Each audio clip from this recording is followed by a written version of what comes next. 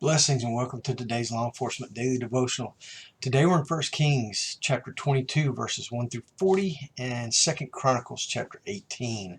The 1 Kings story and the 2 Chronicles story match up, but there are a few little differences in them. So mainly we're going to look at the 1 Kings chapter just to see what's going on in today's story.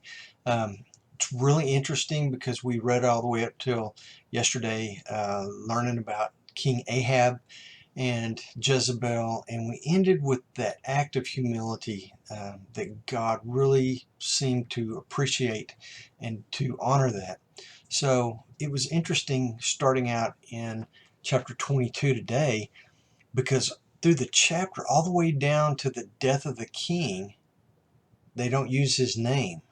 They've used his name all the way up, but once that change happened with the humility, something else changed. And I'm not really sure yet. I haven't really been able to wrap my brain around it, but Jezebel's died, so he's not going to be influenced the way he used to be. He's humbled himself before God, and then from that point forward, up until, like I said, in the later verses, verse 37, where he dies, his name is not even used. He's only referred to as the King of Israel. Now, there's a lot going on in this story. Jehoshaphat from Judah comes up to visit. Then they get into this alliance where they're going to fight the king of Aram, the Armenians who they fought yesterday in those two battles. It's the same king. It's the same king that was captured and surrendered and then turned around and made this alliance with Ahab. But then today we see there's 3 years of peace in between. The king of Aram has gone back and built his army up again, and guess what? They're fixing to fight again. So it kind of annuls all this peace treaty and everything.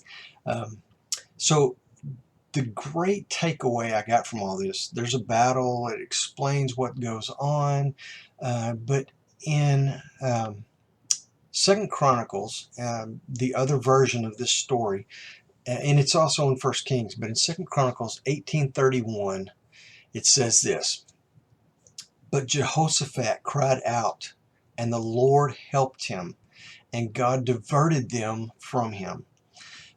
What was going on was Jehoshaphat goes out to fight, and the chariots of the Armenians find him, and he's dressed like a king, so they come after him. And then he cries out to God, and God protects him. He's in the middle of battle. How often do you find yourself in the middle of a raging battle, or just a call where things are amped up and people are on an adrenaline dump and it looks really bad? How often have you done what Jehoshaphat did and cried out to God to save you? Chances are you probably have done this. And we need to remember these examples and the times that we do this, because it gives us strength going forward. And it also reinforces our need to call out to God when we find ourselves in trouble. Great takeaway. Tomorrow we're going to be in 1 Kings chapter 22 verses 41 through 54. We're going to go to 2 Kings. We're going to read chapter 1. Then we're going to do 2 Chronicles chapter 19 verse 1 through chapter 22 verse 3. A lot of reading, but it'll be on the back slide, so you'll be able to write down exactly what you're going to read. Get it all read. Come back here tomorrow, and let's see what kind of law enforcement takeaways we have for then. You guys be safe.